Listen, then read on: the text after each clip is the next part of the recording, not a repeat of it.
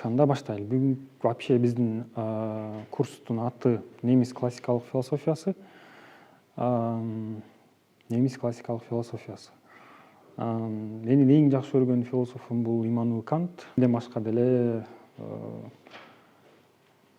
философия менен алектенген адамдардын ой пикиринде философ катары Кант жазып кеткен системадан кийинки системалык философияны жазган философтор өтө аз. Албетте Гегельди же Шопенгауэрди же Марксты айтпаганда, бирок алар деле кандайдыр бир деңгээлде ошол Канттын системасынан кийинки уландысы болуп саналат. Албетте мен андан кийинки жакшы көргөн философ Бокошов ага экөөбүздүн Хайдеггерибиз да турат.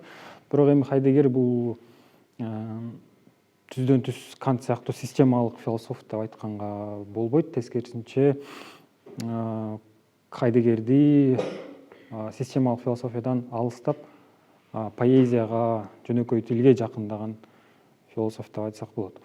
Ошол себептен мисалы Хайдеггердин окуучусу Деррида деконструкция деген сөздү киргизет. Деконструкция деген ошо конструкциянын, системаны тескерисинче кулатуу, жок кылуу же болбосо кайрадан башынан баштоо деген идея да. Ушул багыттан алганда Европа философиясында Канттын деңгээлиндеги систематизацияга жеткен философтор аз. Мисалы неокантианство деген дагы тармак бар, Канттын окуучулары. Баденская школа неокантианство, Маркбургская школа неокантианство деген өзүнчө тармактар бар.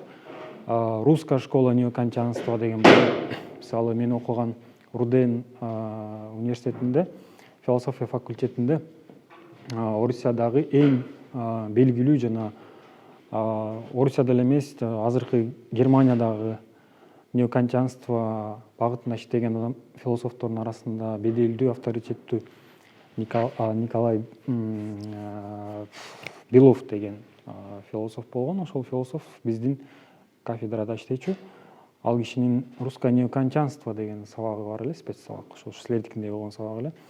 Ал жерде ошол Канттын идеяларын Россияда, Орусияда таралышын анализдеген аябай жакшы сабак болгон. Башкача айтканда, немис философиясы, анын ичинде Канттын философиясы деги эле ошол Германиянын чек арасында сактап калыптанып калбай, жада калса орустарга да тарап, орустар аркылуу менимче силер түрк тилин окугандыктан ошо түрк тили аркылуу дагы Кантка жакындагансыңар, бирок менин жеке тажрыйбамда мен ошо орустар аркылуу же орус тили аркылуу жакындаганбыз. Бирок бүгүнкү лекцияны Кантка арнабайбыз. Себеби Кантты биз эмки сабакка, андан кийинки дагы бир сабакка калтырабыз. Ошондо биз февралдын бир 20-ларына чейин ошо только Кант менен эле алектенебиз. Негизи 4 философ бар. Бирөөсү мен айткан Кант, экинчиси Йоган Готлиб Фихте, үчүнчүсү Фридрих Вильгельм Шеллинг, анан төртүнчүсү Георг Вильгельм Фридрих ким? Жок. Гегель да. Фейербахка, анан Маркска үстүртөн гана тиебиз. Анткени алар немис классикалык философиясына априори түрдө кирбей калат. Төрт эле философ гана кирет, Ницше кирбейт. Ницше неоклассикалык философияга кирип калат. Классикалык эмес философияга. Бүгүнкү лекциянын аталышы немис классикалык философиясы, 2 точка, эпоха, контекст жана Канттын пайда болушу. Кайсыл эпохада, кайсыл доордо, кайсыл контекстте жана кайсыл тарыхый шарттарда немис классикалык философиясы пайда болот. Биринчи маселебиз бул киришүү. Немис классикалык философиясы деген эмне? Немис классикалык философия деген эмне? Немис классикалык философиясы деп көп учурда орустар айтат. Орус философиялык традициясында, салтында ушундай аталып калган. Ал эми батыш, мисалы француз же болбосо немистердин өзүнүн салтында алар классикалык деген сөздү кошпойт, жөн эле немис идеализми деп атап коет. Немис идеализми да. Анткени немистин материалисттери да бар, анан идеалисттери да бар. Бул жерде биз только немис идеализми жөнүндө гана сөз кылабыз. Материализм болгондо жана мен айткан Фейербах менен Карл Маркс кирип калат. булардын философиясы такыр башка. Анткени булар материалисттер да. Материалисттер, идеалисттер деп өтө одоно түрдө бөлүп атам азыр. Бирок эми ушундай болуп, ушундай тарыхта жазылып, ушундай болуп калган экен, эми ошол из менен кете беребиз да. Батышта мисалы биякты бүтүп батышка бара турган болсоңор, немис классикалык философиясы десеңер, силерде бир аз түшүнбөй калышы мүмкүн. Немис идеализми жөнүндө сөз болуп атабы деп такташы мүмкүн да. Ошол себептен терминологиялык жактан да бир аз өзгөрүүлөр бар. Бирок маани маңызы жагынан ошол эле да, ошол эле. Бул философия тарыхындагы эң таң калыштуу жана эң таасирдүү кубулуштардын бири дейт. Эң таң калыштуу, анан эң таасирдүү философиялык кубулуштардын бири. Анын курамында мен айткандай 4 улуу ойчул кирет. Эң башкысы, негиздөөчүсү бул Иммануил Кант. Иммануил Кантка биз 2-3 лекцияны багыштайбыз. Өзүңөр билгендей 3 критиканы, 3 сынды ар бирөөнү тең карап чыгабыз жалпысынан. Орусча айтканда критика чистого разума, критика практического разума и критика способности суждения. Ошо 3 работасын карайбыз. Андан сырткары дагы андан майдараак жумуштар бар. Анын бирөөсүн мен кыргызчага которгом. Бул агартуу деген эмне деген чоң эмес бир макаласы бар. Ошону бир 4-5 жыл мурда кыргызчага которгом. Аны филологторго бердим эле. Кандай которуптурмун, сындап бериңиздер десем. Жалпысынан жакшы, бирок редакция керек деп айтышкан. Бирок ошол редакциясы азырынча дагы эле боло элек. Бирок мен өзүмдүн сайтыма киргизип койгом. Бар. Аны мен түп нускасына эмес, англис тилинен которгом. Ошол кезде англис тилде окуп аткандыктан ошо фоторума аркылуу да үйрөнүп көрөйүн деген ой болгон. Анан албетте Канттын өзүнүн философиясына кызыккандыгым үчүн. Так, эмне үчүн бул агым өзгөчө маанилүү деген суроо болсо, эмнеге бүгүн биз ушуну дагы эле окуп жатабыз? Биринчи жооп бул оригиналдуулугу боюнча аябай өзгөчөлөнөт. 18-кылым бул өзгөчө генийлердин доору деп айтсак болот да. Бирок ушул контексттин өзүндө Кант, Фихте, Шеллинг, Гегель сыяктуу фигуралардын ойлору өзүнүн тереңдиги, масштабдуулугу жана эр жүрөктүү интеллектуалдык ыкмасы менен айырмаланып турат. Ооба, бул кылымда Вольтер жашаган, бул кылымда дагы француз, англичандардын эң мыкты Дэвид Юм деген мисалы философтору жашаган. Бирок жанагы мен айткан 4 философтун оригиналдуулугу, масштабдуулугу, теоретикалык маңызы жагынан, тереңдүүлүгү жагынан алганда булар эми башка философиялык традицияларды андан начар дегенге болбойт, бирок тереңдүүлүгү жагынан албетте алдаганча алдыда. Кээде айтылат, мисалы, байыркы гректерден кийинки эң бир күчтүү философиялык агымды жараткан бул именно немис философтору болуп эсептелет да. Ага чейинки мисалы Декартты же Дэвид Юмду албаганда, алардын дагы өзүнчө бир традициясы бар. Английская философская традиция, шотландская философская традиция деп аталат. Таасири боюнча, биринчиси оригиналдуулугу боюнча, экинчиси таасирди боюнча бул 4 философ дүйнөлүк ой жүгүртүүгө жана маданиятка чоң таасир калтырды. Мисалы, Кант бул этикада, азыркы учурда этикада Канттан айланып өтүп бир философиялык иш жазуу дээрлик мүмкүн эмес да. Гносеологияда, тааным философиясында же таануу философиясында, саясатта бүгүнкү күнгө чейинки эң таасирдүү фигура бул именно Кант болуп эсептелет да. Саясатта дегенде мисалы айтышат, бул либералдык саясий салтка именно Канттын жана ошондой эле бүгүнкү күндөгү Европа биримдигинин да, Евросоюз деп айтылат эмеспи? Ошо Евросоюздун эң биринчи теоретикалык базасын, теоретикалык ойлорун ушул именно Кант өзүнүн тынчтыкка карай жол деген чыгармасында кыскача да, к вечному миру деген кичинекей чыгармасы бар. Ошол чыгармада баардыгын жазып кеткен. То есть саясат жаатында дагы Иммануил Канттын таасири аябай чоң. Антология жагын айтпай эле коелу. Бирок антология жагын айта келгенде Кант ошол антологиялык философиянын антологиялык бөлүгүнөн бир аз алыстап гносеологияга болгон философ болуп эсептелет.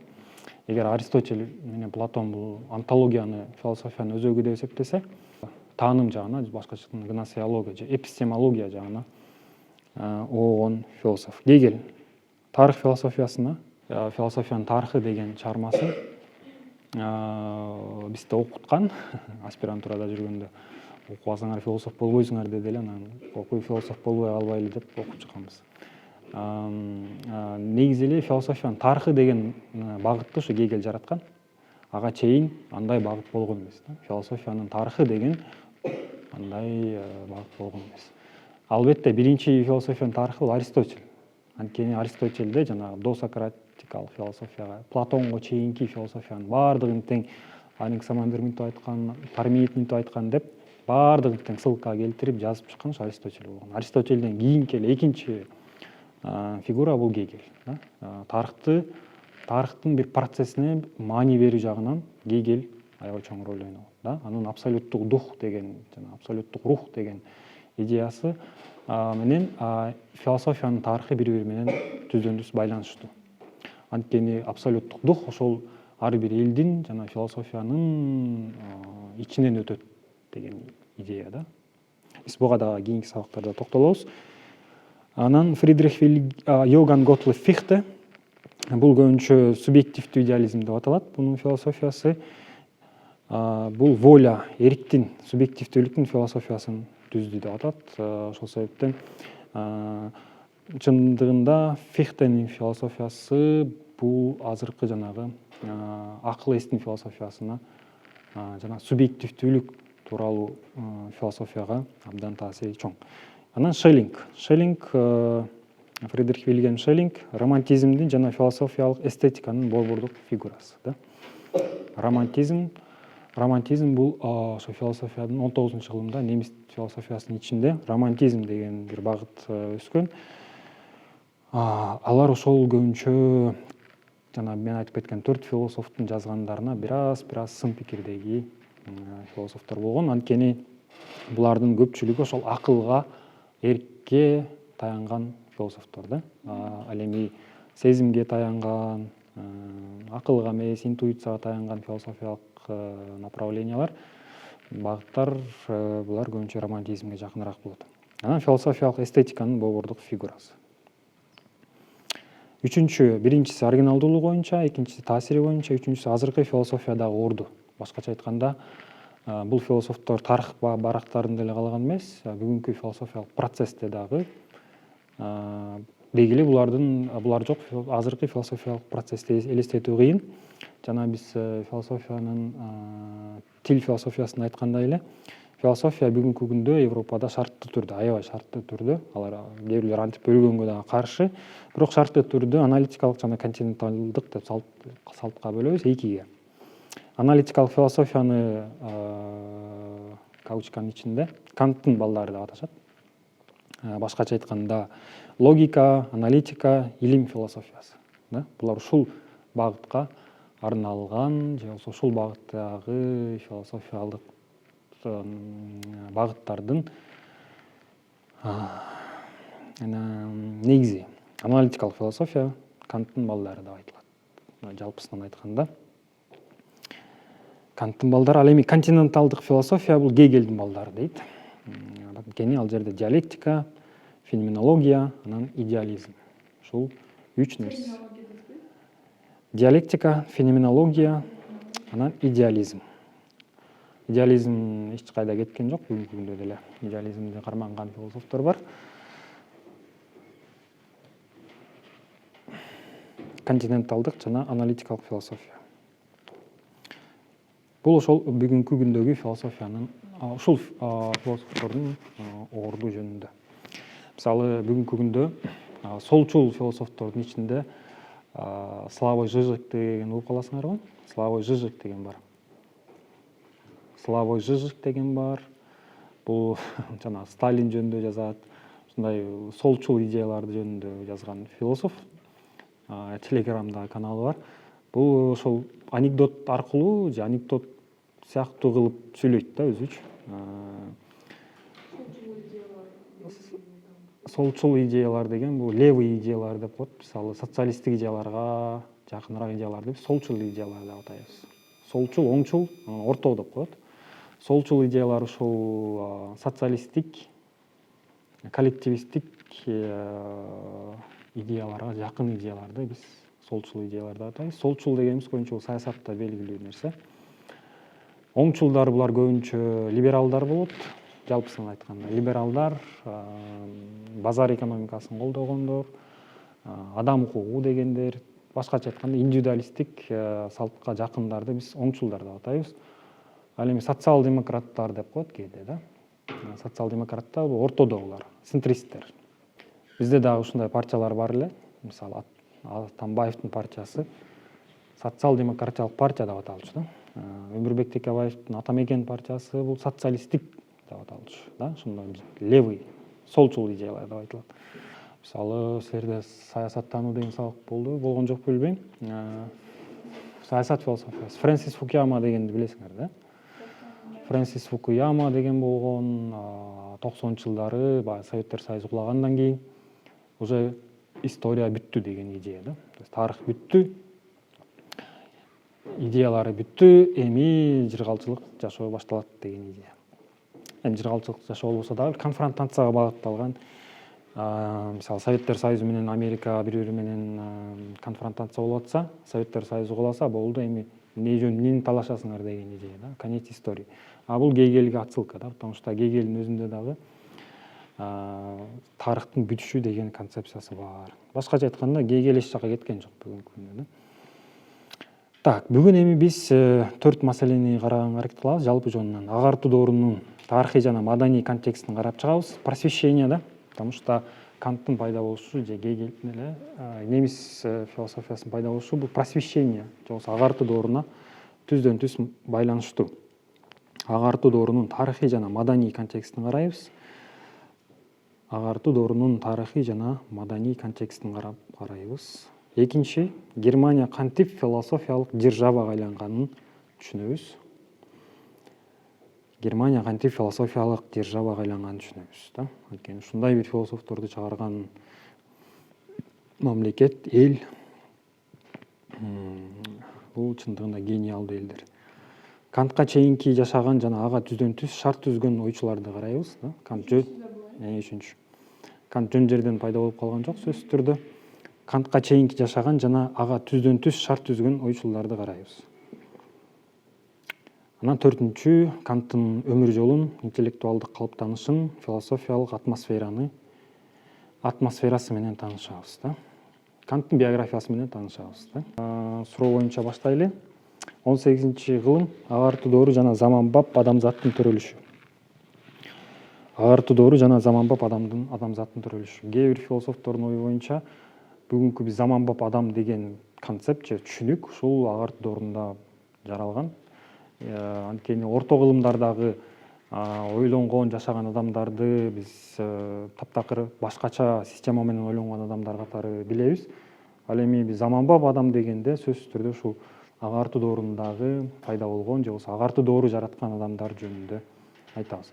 Орусча айтканда впервые человечество ощутило себя как дома деген, как дома, да? То есть если философия это всегда поиск дома, то есть мы всегда хотим быть дома, но нигде нас не встречают как свои. Да? Поэтому есть даже такое определение, что философия это поиск дома. Да? То есть поэтому Хайдеггердин дагы чыгармаларында это возвращение к домой, да? Такой посылдар аябай көп да. То есть поиск дома. То есть бир жерде бир түнөк таап, ошол жерде менин үйүм деп чыныгы жашай баштаган убакыт ушул агартуу дооруна төп келет деп айтылган ойлор бар. Мен буга кошулам, да, ушундай болушу керек. То есть человечество нашел себе место, где жить. Это именно эпоха просвещения. Кыргызча которгон агартуу доору деп мурдатан которулуп жүрөт, эми биз деле ошондой терминология менен калалы. Агартуу доору деп. Агартуу мурда кара болсоңор, эми мындан кийин агарасыңар деген сыяктуу да. Же кайра жаралуу. Кайра жаралуу возрождение. Это возрождение. Просвещать, просвещение, enlightenment, англисче болгон enlightenment болобу ушунда. Enlightenment эпоха просвещения. Биздикилер ошондо түзмө түз которулуп калган сыяктуу. Просвещение, просвещать, агартуу. Дагы бир термин бар, ошону эсимден чыгып атат. Ошол жакшы термин да, агартуу дегенге караганда. Бирок азыр агартуу министрлиги дегендей даже мамлекеттик деңгээлде биз целый министерствону биз агартуу деп атап алдык. Демек анда ошого жакыныраак болуш керек да. Бул тарыхта сейрек кездешүүчү нерсе дейт. Анткени көп учурда доорулордун атын кийинки муундар берет. Туурабы? Мисалы эпоха просвещения дегенди ошол просвещенияда жашап аткан адамдар өзүлөрү ой биз деген эпоха просвещенияда жашап атабыз деп аташкан да. Ал эми орто кылымдарда жашап аткан адамдар биз орто кылымда жашап атабыз деп айткан эмес да. Орто кылымдар деген сөздү 19-кылымда гана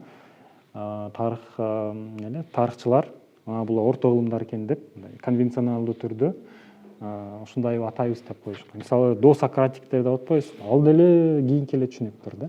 Возрождениени айтканда деле мен возрождениядан сабак берем. Возрождение деген сөздүн өзү деле ренессанс доору дагы өтө проблемалык болду. Ушундай доор болгонбу, бир өзүнүн автономный бир дүйнөсү барбы, же бул ошол просвещенияга эле просвещениянын биринчи этабыбы деген ойлор бар да. Ал эми бул жерде Кант мисалы өзүнүн агартуу деген эмне деген трактаттын кичинекей макаласында ушул мезгилди кыскача жана так сүрөттөйт. Муну мен жана башында да өткөндө эле кыргызчага которгом, силерге жиберем бул текстти. Агартуунун эң негизги ураны бул кандай уран болуп эсептелинет? Имей мужество пользоваться собственным умом. Имей мужество пользоваться собственным умом. Ошондо мен кыргызчага котордум эле. Өзүңдүн акылыңа ээ болууга эрктен, же эрктүү бол. Өзүңдүн акылыңды колдонууга батын деген сөз. Батын деп атса да колдонууга батын. Туура ошондой деп атса да болот окшойт. Суроо жаралат да, буга чейин адамзат өзүнүн акылын колдонбой, кимдин акылын колдонгон? Кудайдын акылынбы же кимдин акылын? Бул маселе боюнча жанагы биздин семинарларда кеңири талкуулайбыз. Кимдин акылын колдонуп жүргөн буга чейин адамзат Канттын ою боюнча эмтеден баштап биз эми өзүбүздүн акылыбызга колдонуубуз керек экенбиз деген ой болуп атат да. Бул жанагы искусственный интеллектке дагы бир жакыныраак болуп эсептелет. Неге дегенде, эгерде биз өзүбүздүн акылыбызды колдонбой жаткан болсок, бүгүн деле ошого окшош нерсе болуп атат да, туурабы? Лекцияларга даярданганда деги эле бардык жакты биз бирөөгө делегировать этип берип коюп атабызбы? Кимге берип коюп атабыз? Искусственный интеллектке берип коебуз да. ChatGPT'ге мисалы менде ChatGPT'нин платный версиясы бар да. Потому что жакшыраак ойлонуп экен да. Анан менден жакшыраак ойлонуп атса, 1,5 миң сом эле болсо анда давай сага акча төлөп турайын, сен менин ордума ойлон дегендей ой да. Бул жерде да ошого жакыныраак ойлор бар да. Бирок ал жерде искусственный интеллект жок албетте. Башка кишилер болгон, ошол кайсы кишилер экенин айтабыз. Негизги тезис да 18-кылым бул адамзаттын алгачкы ирет чындап азыркы заманбап болгон убагы. Заманбап болгон убагы. Эмне үчүн? Биринчи аргумент же болсо биринчи нерсе бул техникалык секирик жана ылдамдык, техникалык прогресс. Именно ошол агартуу доорунда мурдагы замандарда болуп көрбөгөндөй техникалык илимий секирик жасалды деп айтсак болот. Бул кылымда биринчи жолу алгачкы буу менен иштеген машиналар пайда болду. Буу деген сууну өтө ысытып туруп, ошонун парын механикалык кыймылга келтире турган эң биринчи моторлор, азыркы тилмен айтканда да моторлор пайда болду. Бул деген мурда аттар менен жүргөн, аттын күчүн колдонуп жүрсөк, эми машинанын күчүн колдонуп турган убакыт болот да. Темир жолдор пайда болду. Темир жолдун пайда болушу бул албетте чоң техникалык прогресс болуп эсептелет. Ошон үчүн мисалы Айтматовдо дагы кылым картар бир күндө темир жол бул эң башкы мотив да. Темир жол батыштан чыгышка, чыгыштан батышка тынбай жүрүп турат деген пассажды башында, ортосунда, аягында болгон жерде Айтматов жазып турат да. Бул багытта мисалы темир жол ар дайым бул цивилизациянын, техникалык прогресстин символу катары сүрөттөлөт да. Ошол себептен Казангап жашаган, Эдегей жашаган жерлерде, ал жерде эч ким жашабайт да чындыгында. Ошондой бир азыркы заманбап, жана мен айткан заманбап жашоого батпай калган адамдар же жерилген адамдар ошондой бир эч ким жашабаган алыс жерлерде жашайт, бирок ал жерде техника бар да, алар ошо темир жолдо иштешет. Демек бул дагы өтө бир чоң нерсе. Азыр мен бир монография жазып атам, ошол жерде дагы жанагы Айтматовду изилдеген адамдар, мисалы Гачев деген досу болгон, литературовед, философ, ошол айтат, орусча жакшы айтылат да. То есть до Алатау была построена железная дорога, тем самым вот биз начали модернизироваться, да, то есть темир жолдун келиши менен Орто Азия аймагы биз айтып аткан бул агарты дооруна же болбосо просвещение, модерн дооруна ошол эмне темир жол аркылуу келгендей. То есть темир жол биринчи албетте мындай көзүбүз көргөн темир жол, бирок экинчиси бул метафора болуп кеткен түшүнүгү да. То есть темир жол бул ошол прогресстин, модерндин символу катары. Аба шарлары дейт да. Аба шарларын билесиңер да, мындай. Бул жагынан отту берип, анан үйлөнүп, анан мындай алыс жактарга учуп кете турган ошол нерселер пайда болот. Анан дирижаблдар дейт. Дирижаблдар булар, дирижабл деген бул прото самолет сыяктуу бир инструмент да. Самолет эмес албетте.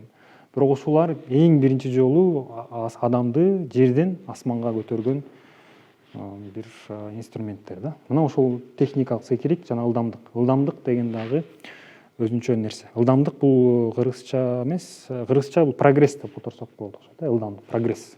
То есть вера в прогресс, прогресске ишенүү.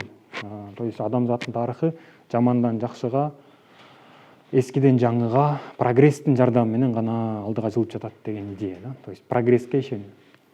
Бүгүнкү күндө биз айтабыз, прогресске ишенбейбиз деп. То есть мы устали от прогресса деп. То есть ну и что есть прогресс, мы хотим просто жить своей жизнью деген бир ошол эле интенция кийин Ницчеде да келет да. То есть бир эки кылымдан кийин уже Ницчелер пайда болуп туруп, ушул просвещениянын идеалдарын бир аз критикалашат. Анан алгачкы телеграф системалары пайда болду. Телеграф, то есть информацияны алыс жакка жеткирүү дагы бир аз оңоюраак болуп калды. Андан сырткары бул мен өзүмдөн кошумчалай кетейин. Бул Гутенбергский революция деп коет. Китеп революциясы. Китеп чыгаруу машинасын ойлоп табышкан да. Буга чейин албетте. Бирок ошо китепти жазуу, анан стандартташтырып, анан көп немеге таратуу, элдерге таратуу, бул ошол эпоха просвещениянын. Анан экинчи нерсе бул коомдук жана саясий өзгөрүүлөр. 18-17 кылым бул диний согуштар, инквизиция деген нерселер болгон да. Диний согуштар дегенибиз кандай? Протестанттар менен католиктер бири-бирин өлтүрүшүп, ар кандай статистикалар боюнча Европанын жарымы ошол бири-бири менен согушуп атып эле кырылышкан да, междусобицалар көп болгон. Не принцип? Дин принципи. Мен протестантмын, сен католиксиң деп ушул диндин айынан Европа бири-бирин кырып салмай болушту. Анан Вестфальский мир деген жаңы дүйнө башталат. Вестфальда ошолор баардыгы королдор баардыгы тең чогулуп, кой биз согушууну токтотпосок болбойт деп, анан Вестфаль деген шаарда Вестфальский деген Вестфаль шаарында келишимге кол коюшуп, анан ошондон баштап 100 жылдык диний согуштар токтогон Европада. Ошондо биз азыркыга чейин Вестфалдык мир деп айтабыз, Вестфалдык дүйнө системасы деп. Ал эми 18-кылымда адам укуктары жөнүндө сүйлөй баштадык да. Адам укуктары жанагы меньшинстволорду не дейбиз, азчылыктардын укуктарын коргоо. Азчылыкта болгон азчылыктарды кимдер булар? Жок, майыптар,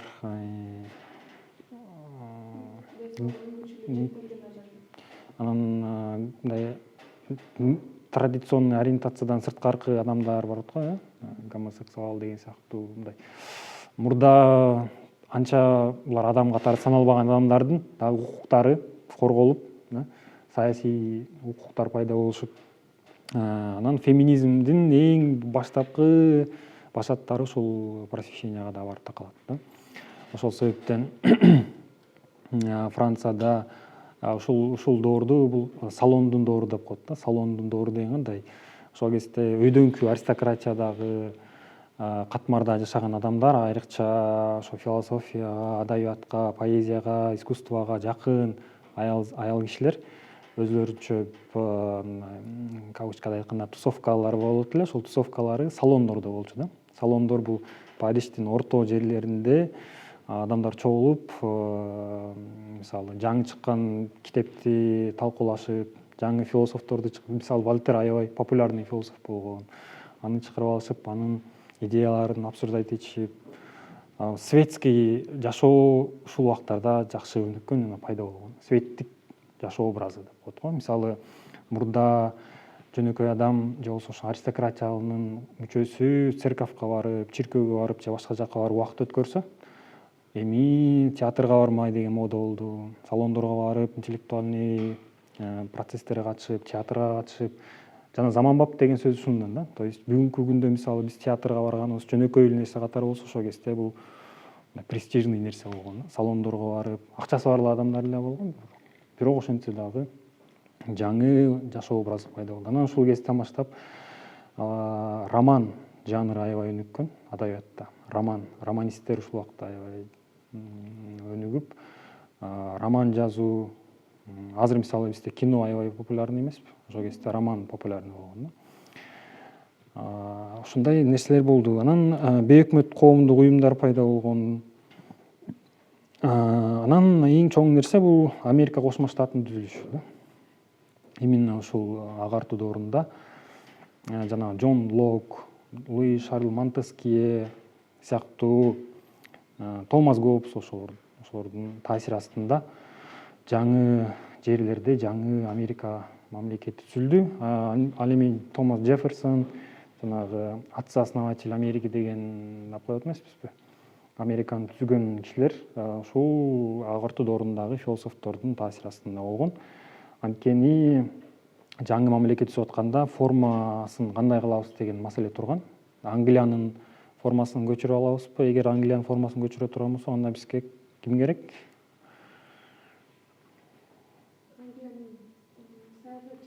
Жок, саясатчылар эмес. Жок. Англиянын саясий формасын көчүрүш үчүн эмне керек? Англиянын саясий формасы кандай бизде? Режимдери кандай?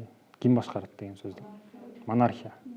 Демек бизге монархияны, Америка монархияны алып барыш керек. Монархия алып барыш үчүн монарх керек да. Монархты каяктан алабыз деген ой да. Испаниянын монархын бизге келип монарх бол дейбизби же мындай маселе турган да.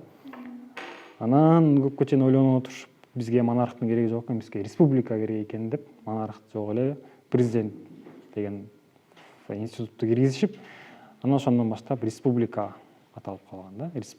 Республикалык форма правления. Же болбосо азыркы тил менен айтканда федеративдик мамлекет деп айтабыз. Федеративдик мамлекет ошол Америка Кошмо Штаттарынын биринчи заманбап демократия деп айтылып жүрөт. Анан үчүнчү маселе, биринчисин техника, экинчиси коомдук саясий өзгөрүүлөр, үчүнчү массанын ой жүгүртүүсү жана медианын өнүгүүсү. Эң маанилүү жаңылыктар бул газеталар пайда болгон ошол убакта. Эң биринчи газеталар ошол доордо жаралган, журналдар. Анан чоң сандаган адамдар окуганды, газет окуганды үйрөнүшкөн, журнал окуганды үйрөнүшкөн. Ошон үчүн просвещение деп атпайбызбы, агартуу деп. Жөнөкөй адамдар гана дагы газетте окушуп, журналда окушуп, то есть такая прослойка интеллектуалов пайда боло турган убакта. Мисалы Кант күн сайын кечинде газет окуптур. Эмне бул ошо рационалдык коомдун символу эсептелет да. Биздин аталарыбыз да газет окучу, бирок азыр биз окуй калдык газетаны. Газетанын ордун башка нерсе басты. Бирок 10 мүнөт сайын лентаны ачып турмайынча бизге болбойт да. Германиянын 18-кылымдагы контекстин айта кетели. 18-кылымда Германия деген мамлекет жок. Анын ордунда жүздөгөн князьдыктар, жүздөгөн майда герцогдуктар, шаар сыяктуу республикалар пайда болгон. Баардыгын тең мындай эме деп аташкан, алар ыйык немис, ыйык Рим империясы депчи. Бирок алар формалдуу түрдө болгон, бирок азыркы тил менен айтканда өзүн өзү башкаруу болгон. Азыркы Германиянын өзүн өзү башкаруулары болуп, мындай бир центрга, бир борборго эч ким баш ийген эмес. Мындай азыркы тил менен айтканда раздробленное государство деп да. Бирок ошол эле учурда Германия деген маданий түшүнүк бар болгон, да, то есть маданий түшүнүк болгон Германия деген общий, бирок реалдуулукта мындай бир шаарга баш ийген система болгон эмес. Германия деген маданий түшүнүк деген эмне? Бул тил биримдиги, да, тил немис тили. Экинчи университеттик маданият болгон. Философиялык мурастар, анан протестанттык этика. Силерде кайра жаралуу философиясында Мартин Лютер жөнүндө айтып берсе керек, Мартин Лютер протестантизмдин пайда болушу тууралуу информациялар. Азыр ал жакка кирбей эле коелу. Андан кийинки Пруссия деген угуп каласыңар, Пруссия деген мамлекет. Бул немис философиясынын борбору. Пруссия ошол кезде бул өтө агрессивдүү, бирок реформаларга ачык мамлекет болгон. Борбору Берлин. Анан философиянын пайда болушуна ушул Пруссияны жетектеген адам бул Фридрих экинчи, улуу Фридрих экинчи, ушундай. Фридрих II Великий деп аталат да, аты. Фридрих экинчинин убагында, азыркы биз айтканда Атамбаевдин убагында же Жапаровдун убагында деген сыяктуу Фридрих экинчинин убагында биринчиден сөз эркиндигин киргизген. Экинчи француз ойчулдарын коргогон. Анткени Францияда ошол жакта куугунтук жеп жүргөн философтор Германияга келип, ушул жактан баш байнек таап, ушул жакта ой иштешкен. Демек, интеллектуалдык миграция болгон. Аны Фридрих экинчи жок, силер бизди келип да бузасыңар дебей, тескерисинче аларды коргоп, алардын интеллектуалдык эмгегин колдонууга аракет кылган. Үчүнчү Берлин академиясын өнүктүргөн. Берлин академиясы, азыркы тил менен айтканда Академия наук да. Академия наукты түптөп өнүктүрүп, Академия наукту интеллектуалдык борбор катары түзгөн. Француз маданияты ошону менен бирге англиялык жана шотландиялык ойду алып келген. Шотландиялык ойду дегенде бул албетте Дэвид Юм жөнүндө сөз болуп атат. Дэвид Юм или Давид Юм же Дэвид Юм, мындай просто алар өзлөрү башкачараак атайт да. Мисалы биз Борис дегенди, Борис Джонсон дегенди Борис Джонсон дейбиз го, ошондой андай эмес. Дэвидпи. Биз Дэвид Юм деп айтылып жүрөбүз. Шотландиялык философ. Француз маданияты ошол кезде мындай престижный маданият катарында болгон. Англия, мисалы Франциядан куулган Вольтер, Ламетри сыяктуу фигуралар Пруссиядан баш байнек табышкан. Ошону менен Германияга жаңы заман философиясынын идеялары топ-топ болуп кирди. Үчүн Германия философиялык державага же лидерге айланды деген суроого жооп берүүгө аракет кылалы. 18-кылымдын башында биринчи немис тилинде философиялык терминология жок. Мисалы ошол эле Лейбниц өз эмгектерин көбүнчө латын тилинде жазган. Латын же французча жазган. Эми немис тилинде философиялык трактаттарды жазуу өтө кыйын болгон. Бүгүнкү күндө бизге да ушул маселе проблема. Бизге да тиешелүү, кыргыз тилинде философиялык трактаттарды жазуу жөнүндөгү маселе. Бирок бул абал бир нече же болбосо ондогон жылдардан ичинде эле түп тамыры менен өзгөрдү дейт. Анын өзгөртүшүнө бир эле кишинин таасири өтө чоң. Ошол себептен мен айтып калам, мисалы 30 жылдын ичинде деп айтабыз, кээ ушундай сөз бар го бизде, 30 жылдын ичинде эчтеке жазган жокпуз тигил бул деп. Же болбосо 50 жылдын ичинде эчтеке жазган жокпуз деп. Бирок бир эле адам чыкса, кыргыздын ичиненчи, ошол кишинин трактаты бир эле макаласы болсо дагы же болбосо бир китеби болсо бизди бир 10 жыл, 100 жылга чейин алдыга алып кете алышы мүмкүн да. Бир эле китеп, бир эле киши да. Ошол себептен ошондой бир кишини дагы жаратып алуу өтө кыйын да.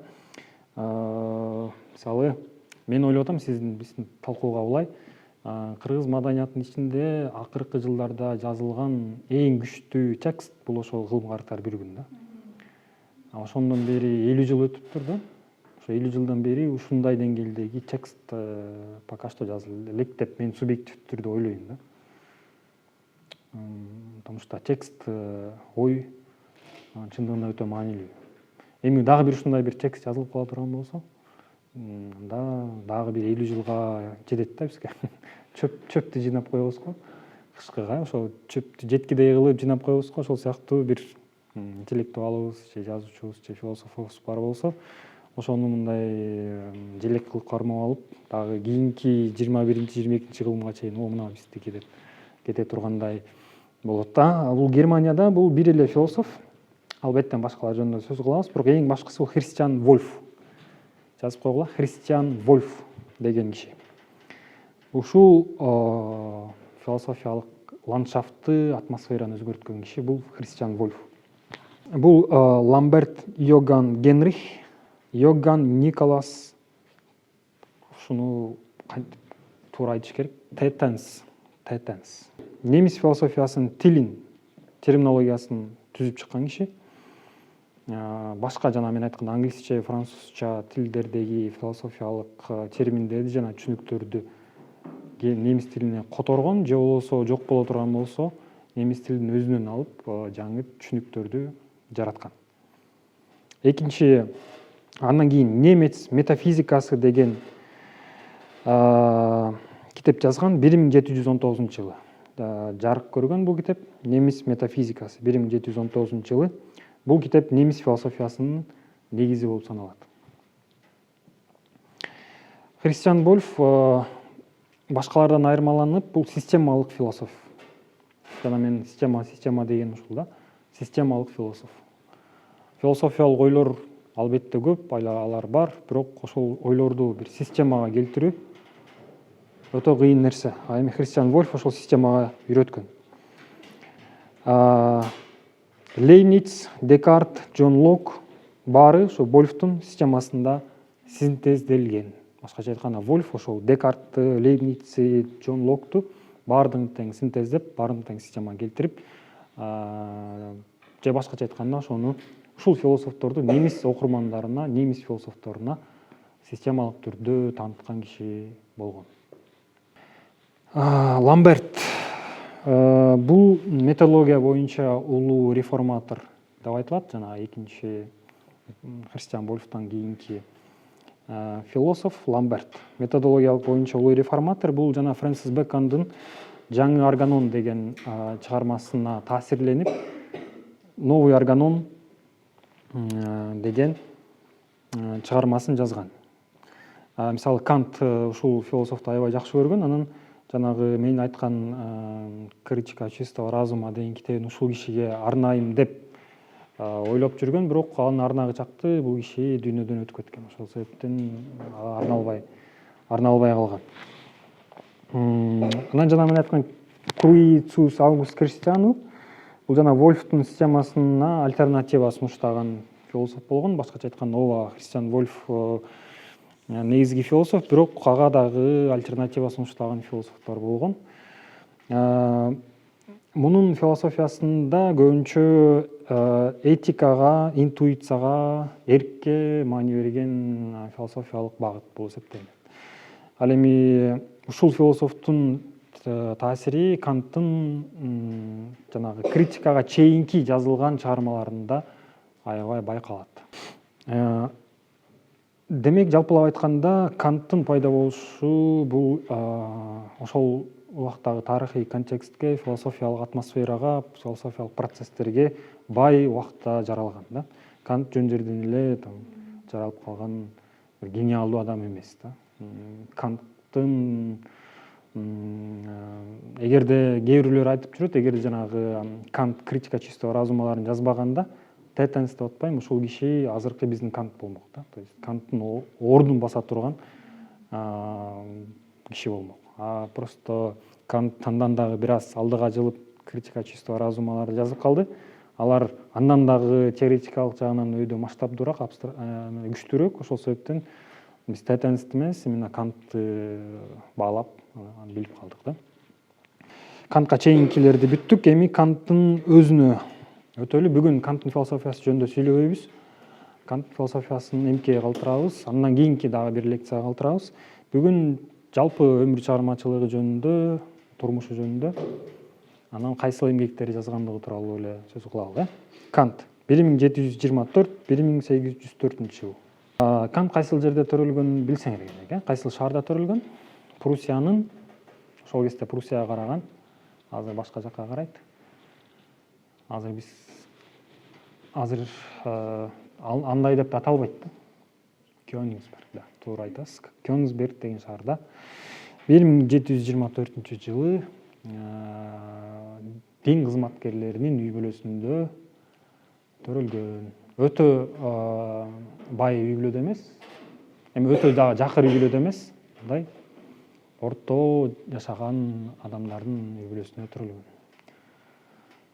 Ал Токонбаевдин өмүр баянын айткандай айтылып калат экен бир азча. Жазуучуларды ушинтип баштайбыз го, Чыңгыз Айтматов 1928-жылы Шекер деген айылда төрөлүп деп, ошондой сыяктуу. Кантты дагы мындай кыргыз тилинде ушинтип айтып көрүп турмун, биринчи жолу айтып атам. Бир аз башкачараак болуп атат. Кёнигсберг ошол кезде Пруссиянын шаары болгон, Пруссияга караган, азыркы учурда Калининград каяка карайт? Россияга карайт, Россияга карайт. Кёнигсберг өзү кичинекей шаар, бирок ой жагынан алганда албетте өтө чоң ойдун борбору болгон жер. Кант бүткүл өмүрүн ошол бир эле шаарда жашап өткөргөн, төрөлгөн да ошол жерден, үйлөнгөн да эмес да бул киши. Ошол жерде жашап, ошол жерде өлүп, анан ошол жерде азыр күмбөзү дагы эле бар. Анан азыр философторго мисалы ошол Канттын жаткан жерине барып келүү бир өзүнчө бир ажылыкка барып келген сыяктуу бир ритуал да. Мен Москвада окуп жүргөндө барам деп жүрүп, ушул Калининград өтө алыс болгондуктан Москванын жанында шаар болсо барып келет элем, бирок бара албай калганмын. Эми ал кичинекей шаар болгон үчүн биздин мисалы алыстагы шаарлар жөнүндө сөз эмес. Ал жерде мисалы библиотека менен клубтан башка эчтеке жок эмес. Албетте ал Кёнигсбергти башкача элестетиш керек. Азыр Кёнигсберг бул Европанын дээрлик борборунда турган шаар да. Албетте жакшы университет болгон, Кёнигсберг университети интеллектуалдык атмосферада аябай жакшы болгон. Үй бүлөсү жана балалыгы, ата энеси жакыр лютерандык пиетисттер деп аталат. Пиетисттер деген ошол протестантизмдин же такыр лютерандардын, ошол христиан дини ичиндеги агымдардын мындай Кудай менен болгон сүйлөшүү деп койсок болот, же Кудайга болгон обращение да. Церковь аркылуу болбой, түзмө түз болуш керек деген бир идеяларды карманган адамдардын үй бүлөсүндө төрөлгөн. Мектепте окуп жүргөндө өтө катуу тартип менен чоңойгон бала. Анан латын тилин, диний дисциплина жагынан аябай жакшы болгон. Ден соолугу начар болгон. Төрөлгөндө бул адам болот, адам болбойт деп ушундай бир абалга чейин барып, бирок Кант ушунчалык бир дисциплинага берилген адам болгондуктан өмүр бою диета кармап, өмүр бою өзүнүн ден соолугу үчүн күрөшүп, анан сиз айткандай өтө узак өмүр сүргөн. Даже философия, медицина либо здоровый образ жизни деген сыяктуу эмелер бар, тексттер бар да. Кант кантип ушунчалык алсыз ден соолугу менен ушунчалык узак өмүр жашаган деген изилдөөлөр бар. Анан бирок катуу тарбия болгон менен Канттын ошол өзүнө ички дүйнөсүнүн автономдуулугун аябай сактаган адам болгон. Ички стержень деп коет эмеспиз биз кыргызда. Ички мындай туруктуулугу, өзүн баалагандыгы, өзүнүн баалуулугун билгендиги жагынан, өзүн дисциплинага келтирген жагынан, азыркы тил менен айтканда создание самого себя, да, как нечто, как личность, да, личность катары өзүн жаратуу жагынан Кант албетте жакшы пример болуп эсептелет. Анан университет жана жаштык жылдары 1740-жылы университетке кирет, ошол жердеги университеттеги 1746-жылы акчанын жоктугунан окуусун токтотконго мажбур болот дагы. Анан ар кайсы жерде азыркы тил менен айтканда репетиторство менен күн көрүп, ошо менен жан сактайт. Ушунчалык кыйын абал да. Мен азыр деле Кантты аябай жакшы түшүнүп болушум керек. Потому что аспирантурада окуп жүргөндө примерно менде да ушундай ситуациялар болгон да. 10 жылдай бою университеттин бүтпөй, ар кайсы жерде репетитор болуп иштеп, анан ушул убакыттарда Кант башка жерлерди көрүп келгенге жетишкен да. Андан башка убакта эч жака чыккан эмес. Ушул акчанын айынан азыркы тил менен айтканда миграцияга чыгып да, кыскача мындайраак. Анан ошол убакта дагы бир аз ден соолугу дагы начарлап, өзү кичинекей киши болгон. Чүкөдөй болгон киши деп коет го кыргыздар, чүкөдөй болгон, даалысы жок, мындай өтө арык ушундай киши болгон. Анан ушул кыйын убакыттарда анын реалисттик мүнөзүн, чыдамкайлыгын, реалдуулукту кандай экенин билгендигин, кыскасы адам катары мындай күчтүү адам катары калыптанган учур именно ушул убакыттарга туш келет. Анан кайрадан келип университеттен диссертациясын жактап, окуусун улантып, анан приват доцент деген азыркы тил менен айтканда кызматка ээ болот.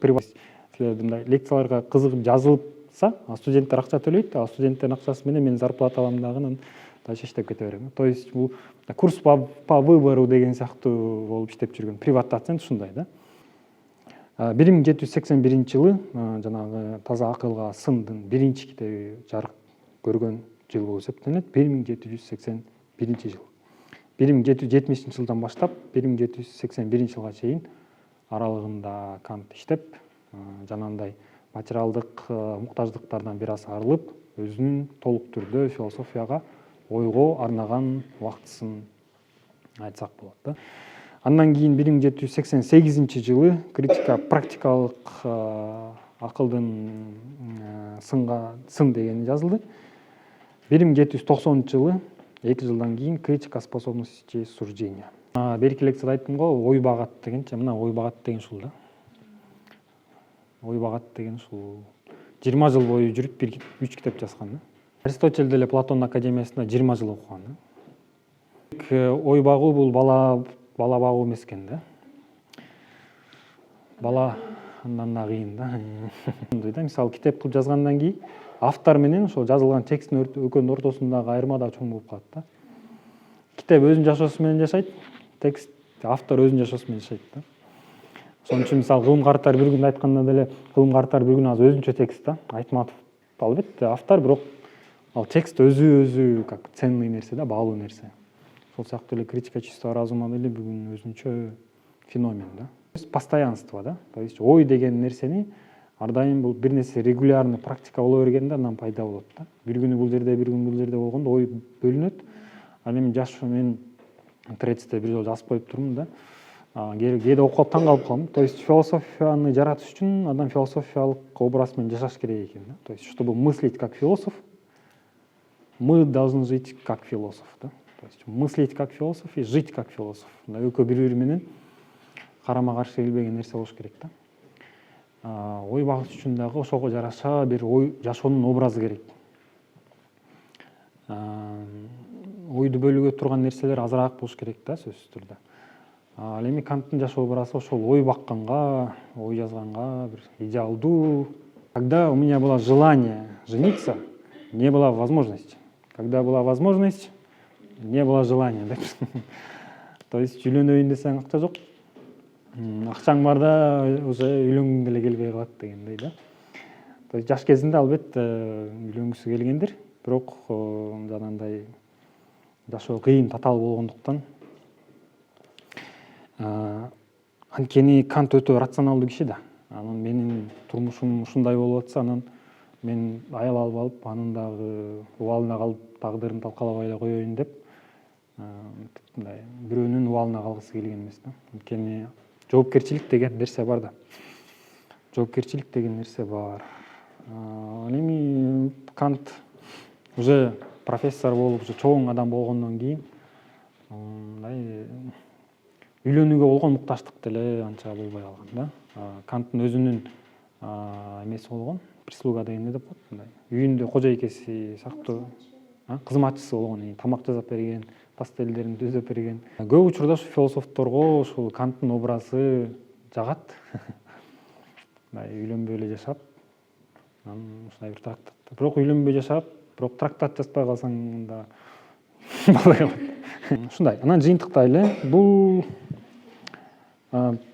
жыйынтыктасак биз агартуу доору жөнүндө айттык.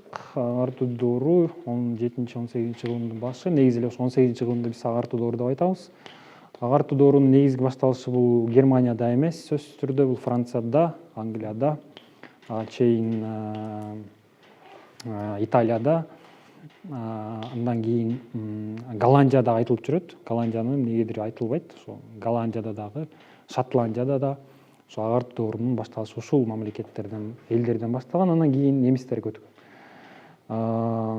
Германиянын өзүндө саясий жактан бир мамлекет болгон эмес, бирок кошумча дагы Пруссия саясий күч катары, анын башчысы Фридрих Эки, улуу Фридрих Эки философторду аябай жакшы көргөн, интеллектуалдык эмгеки болгон, сый урматы жакшы болгондуктан башка жактагы батпай калган философтордун баардыгын тең алып келип, академия наукту оңдоп, түзөп, Христиан Вольф сыяктуу, Тейтен сыяктуу философтордун чыккан чыгышына өлгөтөт дагы, анан мынтип жарк этип Кант жаралып калат.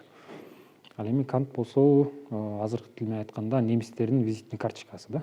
Любой жерде биздин Айтматов сыяктуу Кантты дагы кайсы жерге барбасаңар Кантты билем десеңер немистер үчүн ой деп калат болуш керек дейм да. Ой, мен Кант менен Шеллингти мындай элем, чемичкедей чагам десеңер, анда Германияда ушуну немис тилинде айта турган болсоңор, анда орусча айтканда вам цимни нету дегендей.